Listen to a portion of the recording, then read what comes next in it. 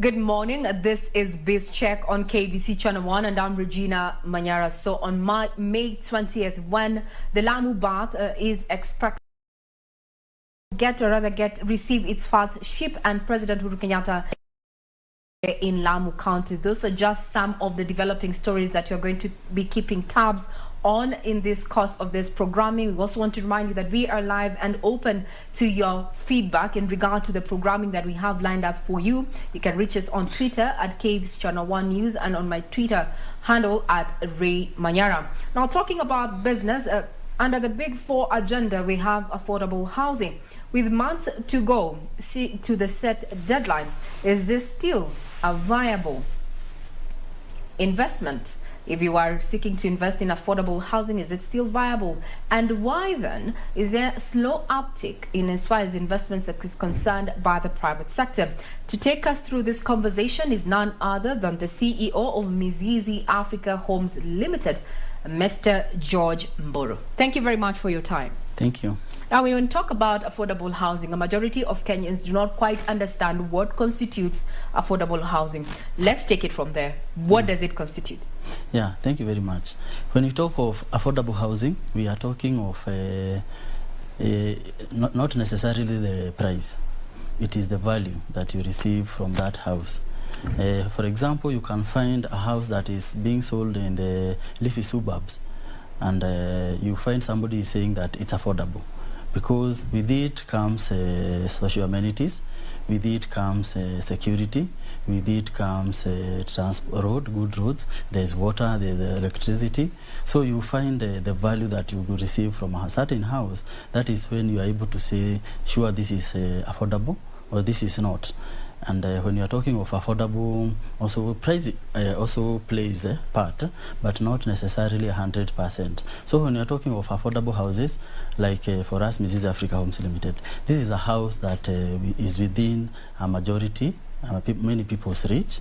And at the same time, we look at the other amenities that come with that house.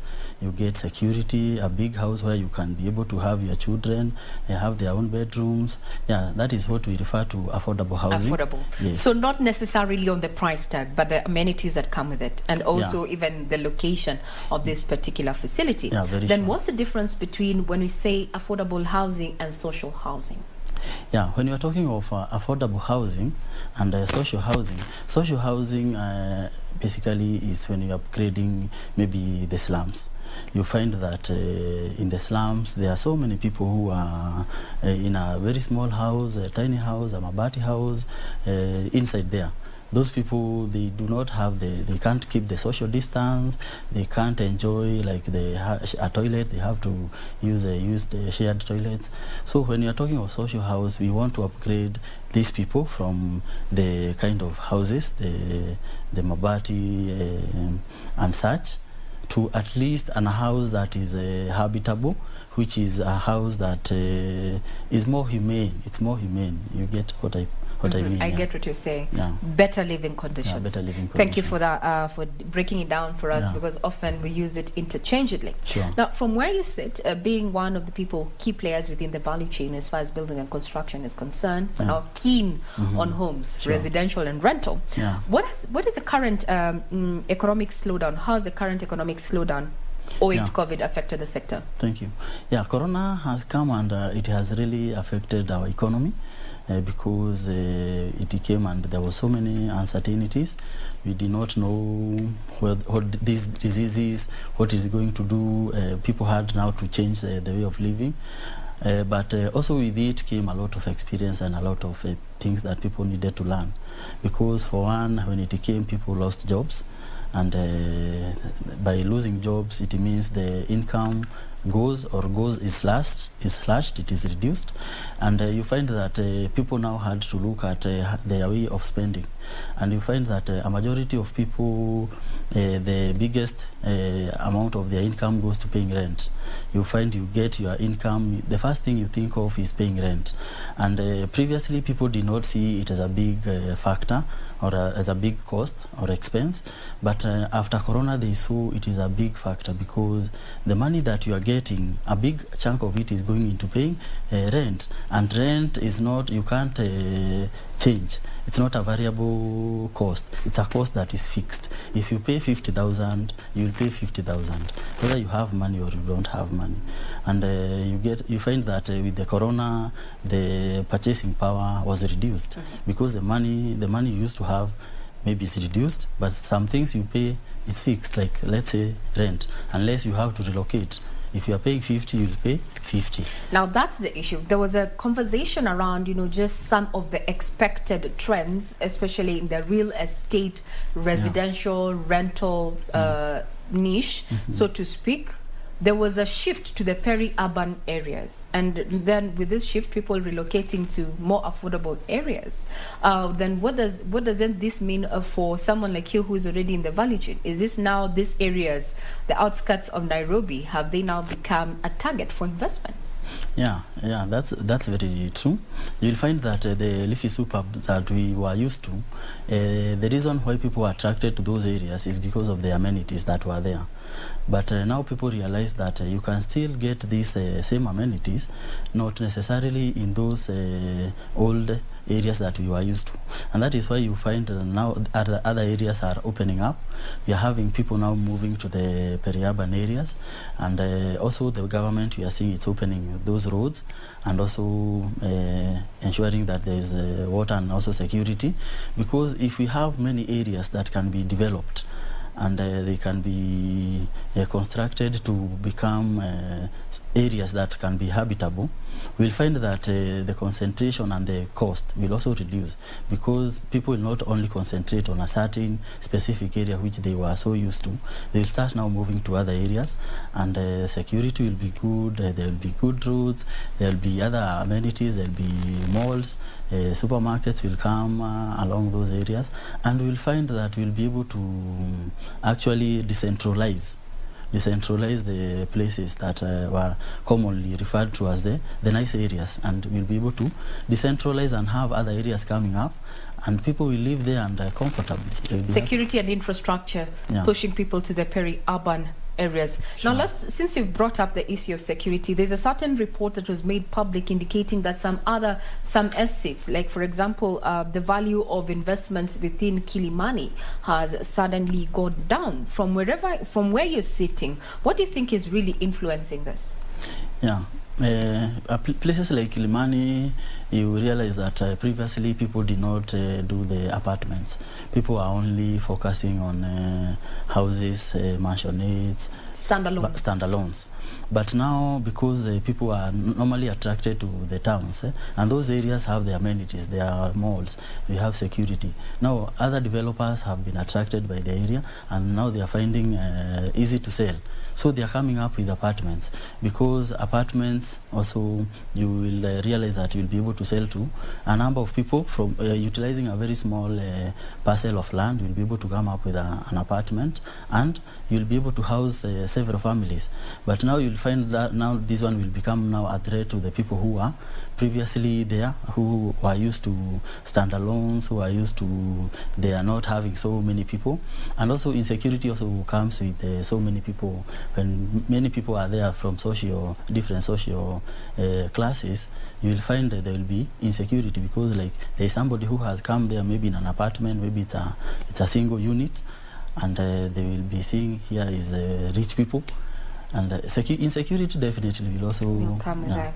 Then has Kenya come of age? Has this sector come of age then to have conversations and implementation of controlled development in such areas? Yeah, sure. It has come of age, and with the devolution, counties have now the power to do something we call the zoning.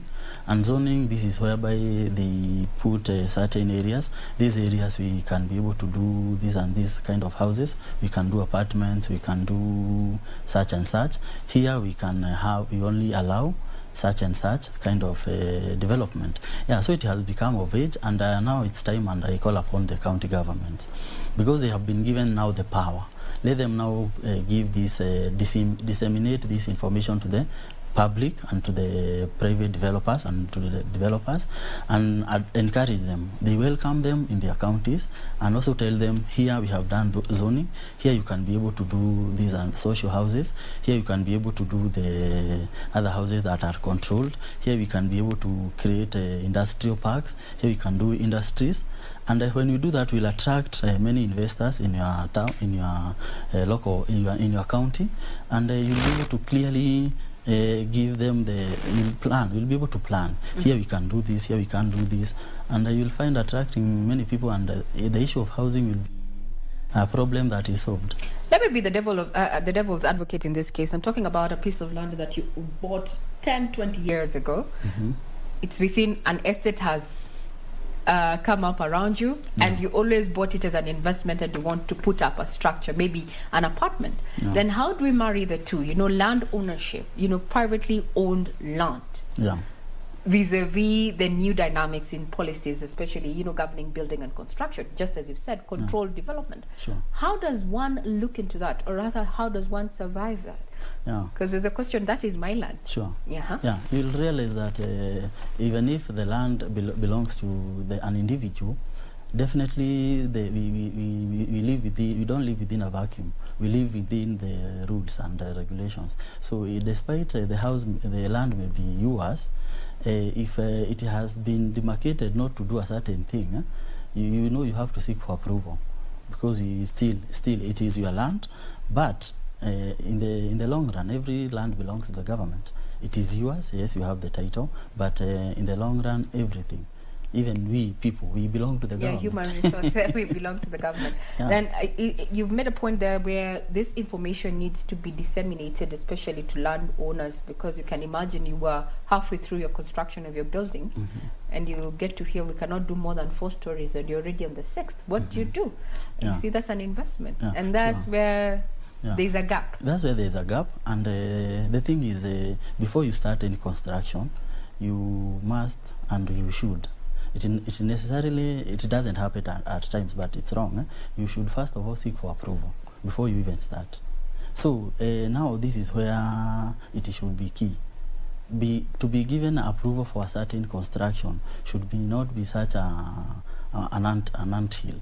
It should be something that is very straightforward, very easy. Like you can say, I have this parcel of land, I need to put this and this house. Is it possible?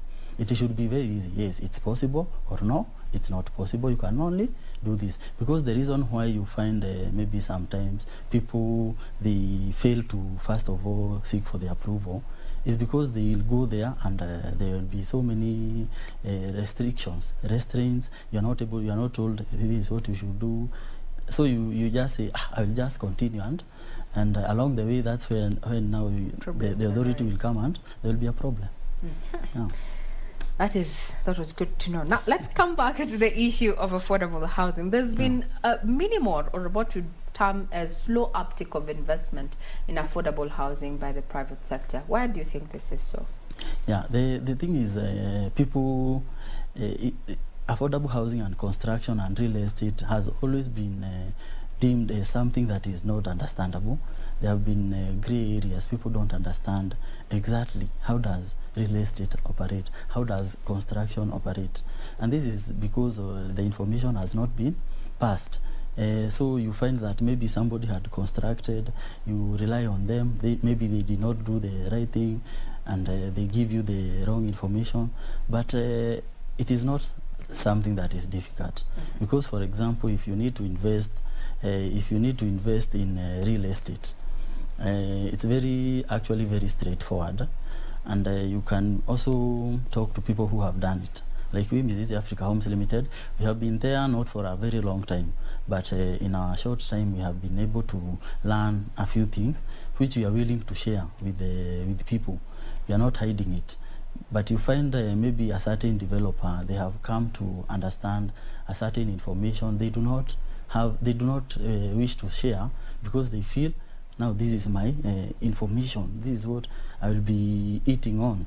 So they make it a secret, and the trend continues. So somebody else who is now starting, they will start with without a certainty. They will be wondering, where do I start? Where do I start? Because nobody is telling them, if you want to invest in a real estate, this is the way to go. This is how you should do it. And when you do that, as you continue doing it, you will not start from scratch. So it may take you now another few years before you understand something, and you fall into the holes that maybe another person who had maybe tried, got to a certain level and they failed. So you could have avoided falling into the same pit. Yeah, so I would encourage people to continue sharing information. Yeah, information. Now, there is a demand for affordable housing that has been pegged at around 61%, where 40% of the deficit is, student accommodation, shortage of student accommodation. That being the case, we are still seeing private sector really holding back. They do not want to venture into that investment. So how do we incentivize this to attract investments? Yeah, very sure. The way we can attract investment is creating the conducive environment that I'm talking about. And the conducive environment comes from the word go. For example, you have noted there is a certain problem, because even like real estate is a certain problem that you are solving. You have noted in a certain area there are hostels that are needed. And for you to fill that vacuum, you need to construct, what do you call them? These houses for students. Hostels, I think we refer to them as hostels. Hostels, yeah, you need to construct the hostels. So that is a problem that you have identified, and the solution is to construct hostels, put up houses. And how does it require? It requires investment, it requires capital, it needs money, isn't it? So for you now to attract people to come and you join hands and they construct the hostels, now that is where there is a key, because these people need to know exactly what are we putting our money into, because everybody, we have agreed that the resources are scarce. So you don't want to take your money to something that will not get a return.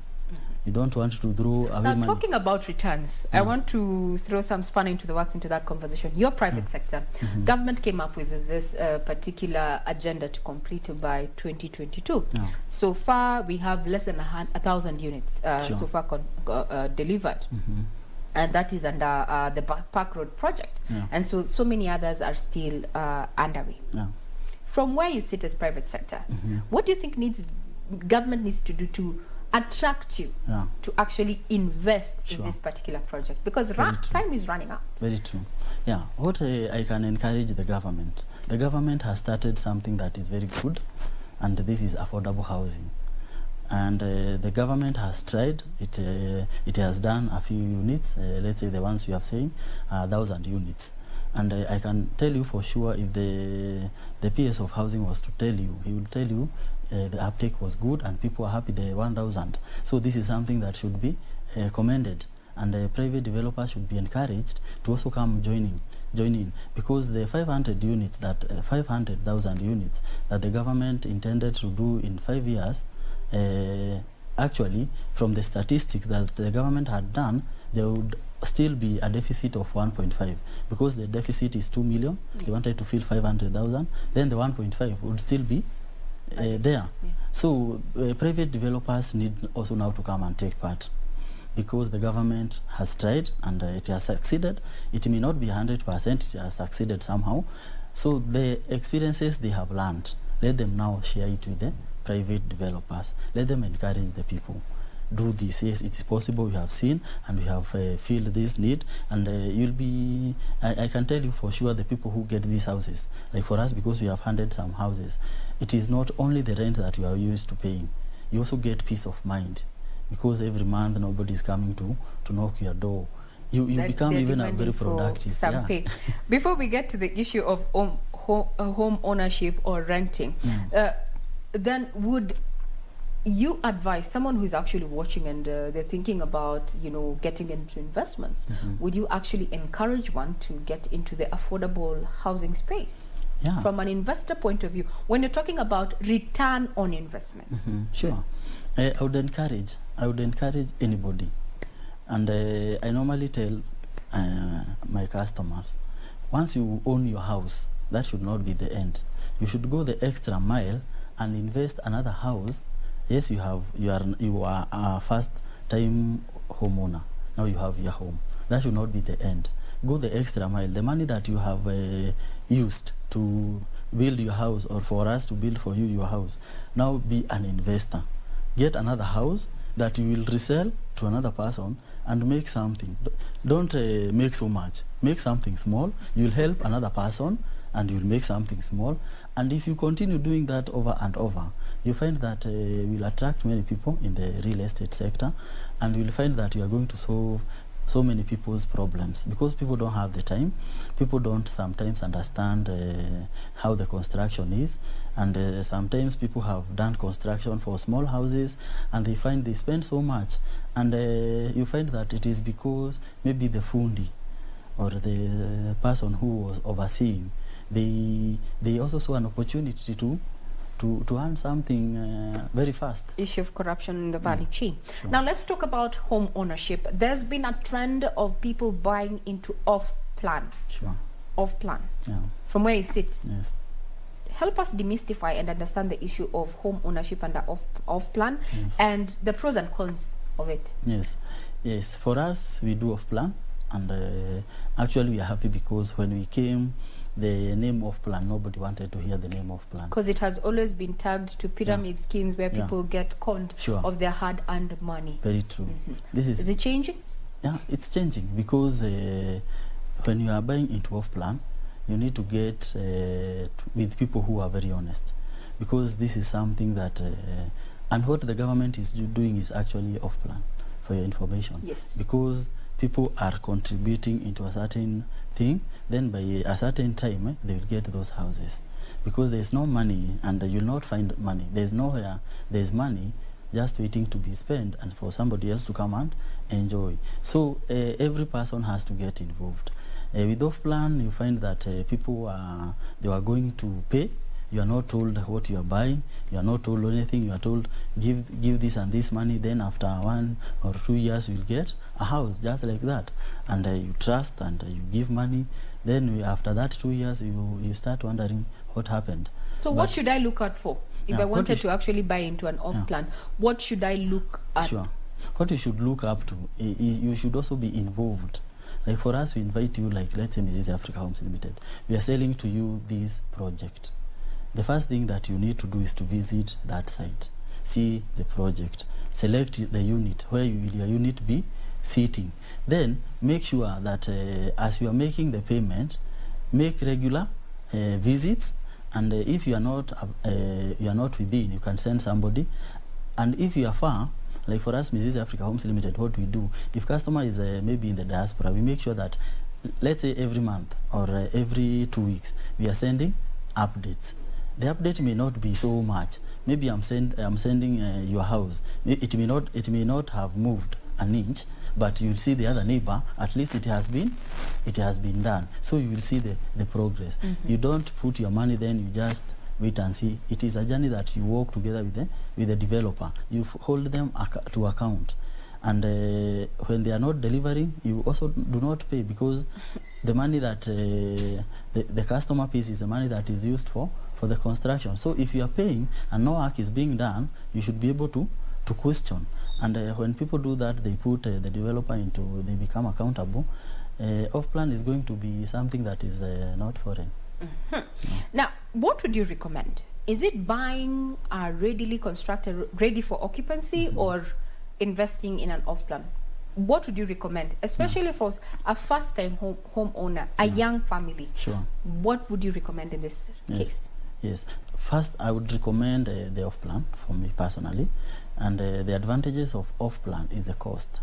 Yes, it is good to buy a ready one if you have the money, but you will find, for example, personally, I have sold a house at 3.5, and the person who bought has sold at 6 million. So the person who bought that 6 million, they took a mortgage. That mortgage they will pay maybe for many years to come.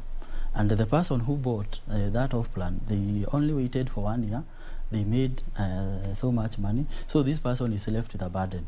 They are paying, and this person has already eaten. You will continue paying. your mortgage. The person who invested in off-plan, they got their, at 3.25, they got their return. They invested another unit. The second house, they are getting it like for free.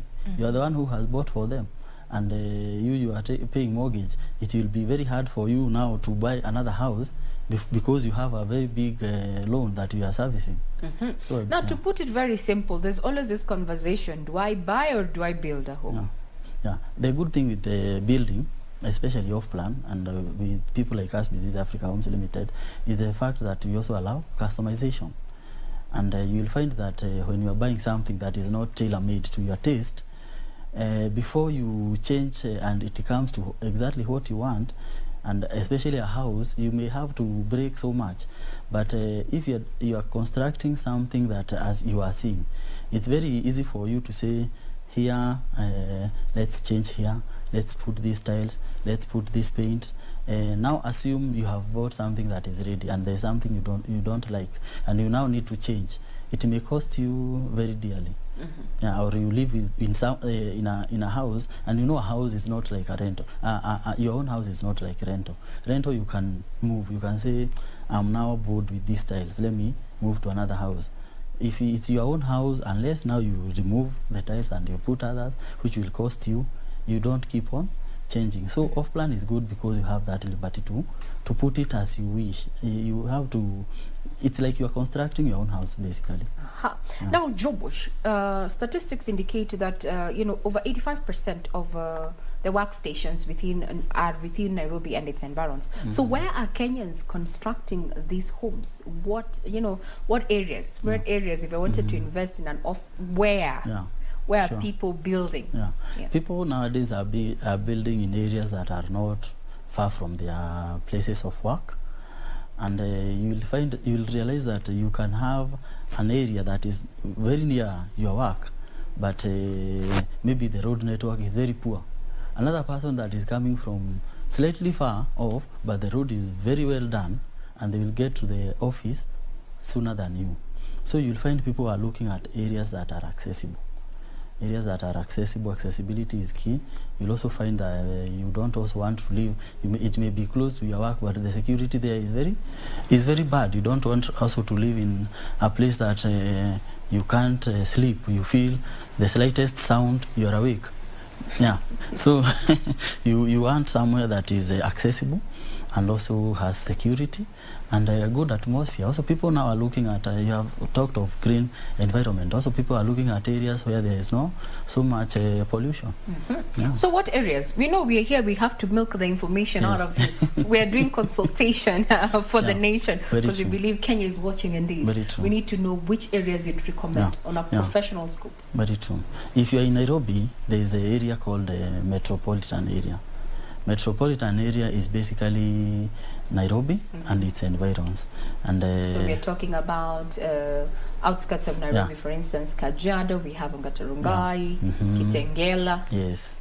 Yeah, you look at, like you are in Nairobi, we have Wayakiwe along that area. So we are talking about the Thika Road. Uthiru. Those areas. Name those names. Give us those names. Give us those names. Sure. Yeah, it's those names. Kiserian, Ngong, those areas. If you go to Thika Road, you are looking at Katundu, you are looking at Ganja Road, you are looking at Juja, Thika. When you go to Kangundo Road, you are also looking at Joska, Mala, such areas. When you go to Mombasa Road, you are looking at areas like at the river, you are looking at areas like Kitengela, you are looking at areas like such areas. When you go to Wayakiwe, you are looking at Kikuyu, you are looking at Ndendero, all these areas are opening up, and that is a metropolitan area. If you go to other counties like let's say Nakuru, you will find Nakuru and its environs. Yeah, Mombasa, same case. Very well. Thank you for that piece of information.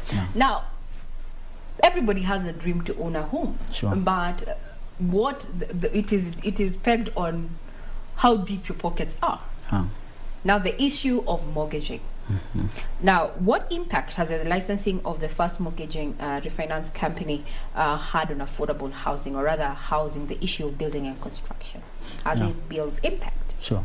Yeah, you find that some of the policies that are set by the government, they are very good. It's only that sometimes people, the uptake, you find the uptake, people get challenges along the way.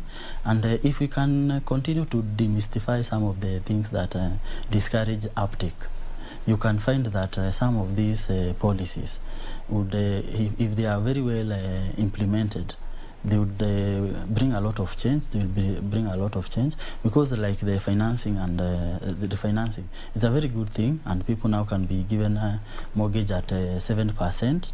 But sometimes you find the terms and conditions or the policies for you to get one are very, very tedious. So you find it is something that is encouraging, but now people, when they come to the uptake, there is also a problem. So if you address that problem and people do the uptake, the mortgages, it's something that is will be very good and will take us a long way.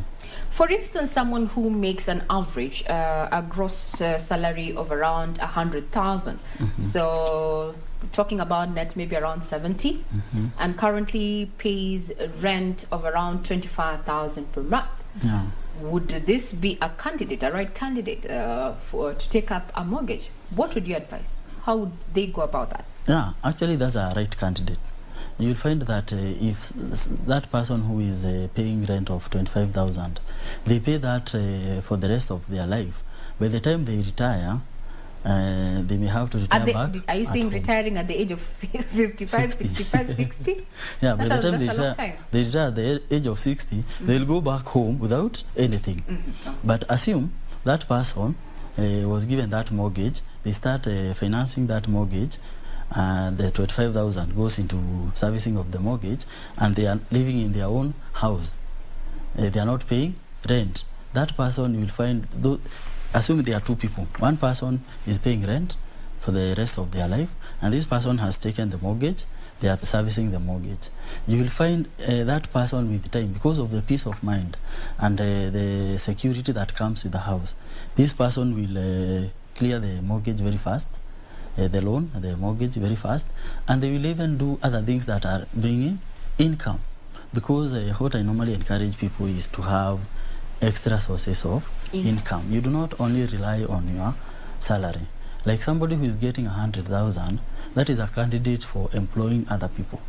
That is somebody who at least should have an extra job that they can do. They will employ somebody and get an extra income. Yeah, so people need to think outside the box. There's a policies out here for civil servants not to engage into, on a lighter note. Though. No, that's nobody has never been refused to do business. You can always go circumvent that, right? Yeah. So this is a person who would actually fall into that cluster. Talking about around 25, 15 years? The mortgage? Yeah. Yeah. What happens, the good thing with mortgage is you are given a long time. And when you are given a long time to pay, you also have more income at your disposal, because if you're getting, let's say the 70,000 you are talking about, and you are paying a mortgage for 25 years, it would mean maybe you're only paying 10,000. Yeah. Now the thing with the buying a house that is already complete, the disadvantage, you get that mortgage, you pay for 25 years, and this house for one is overvalued. So why don't you go for a house that is affordable, it's not overvalued, so that you can also clear your loan very fast? Because some people take a house that is worth 15 million. Yes, you are paying very small money, but 15 million. That is money that you could have invested so much. Yeah. So you need to do just a small calculation. How long are you willing to pay for this one asset? It should not be too long.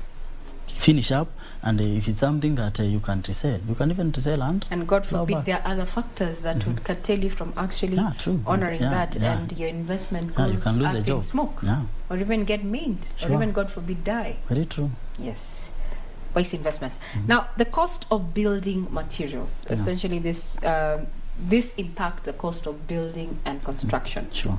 What are the trends currently? Have we adopted green construction yet, or are we walking towards that direction? As a home, you're in that value chain. Very true. You'll find that we have people who wanted to invest in those green ventures, and you'll find Africa is different from other countries, because Africa we have locally available raw materials, like we have stones, we have sand, we have ballast, we have all those things that are at our disposal. You'll find for other countries, maybe the developed countries, even getting that stone is something that is impossible. That's why they go the extra mile. They invent other materials, But for us, at the moment, we have not depleted. We have not finished our resources. We still have a lot of stones that are there, not touched. We still have a lot of sand. We still have a lot of brick and mortar. The olden brick and mortar. If still viable. It's very viable. But now, when it comes to cost effectiveness, you know, this new age materials has been deemed affordable more than the brick and mortar. From where you sit, is it, or is it a matter of perspective? You will find that it all depends again with what you are constructing.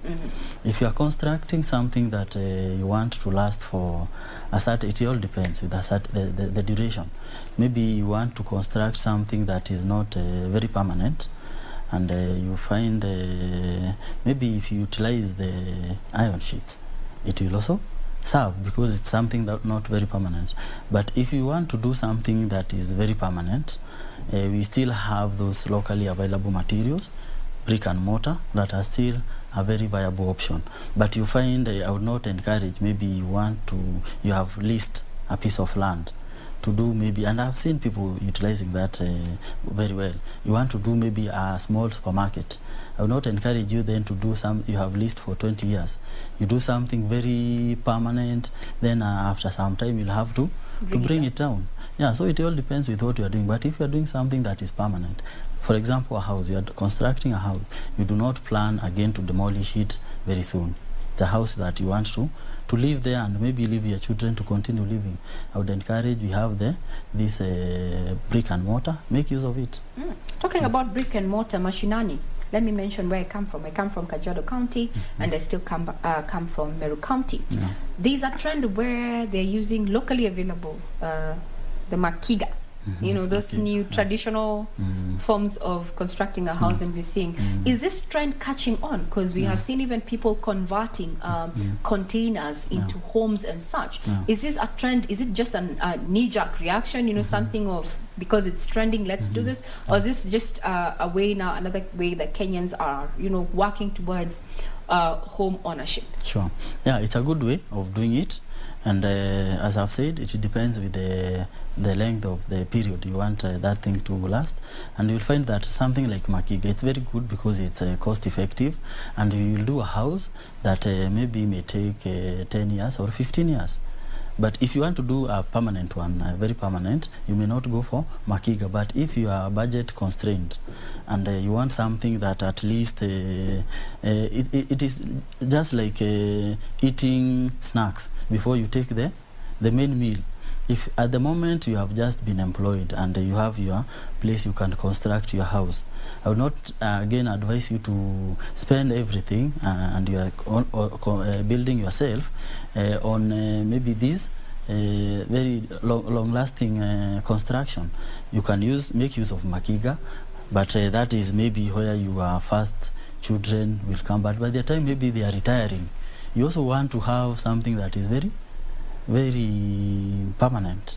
Yeah, so it's a good thing, but we realize it's not permanent. You can't say that you will use that one and that house will never do it again. Yeah, so it all depends with how you look at it. Yeah. Okay, maybe it's a trend that is catching on. We'll probably get onto that bandwagon when sooner.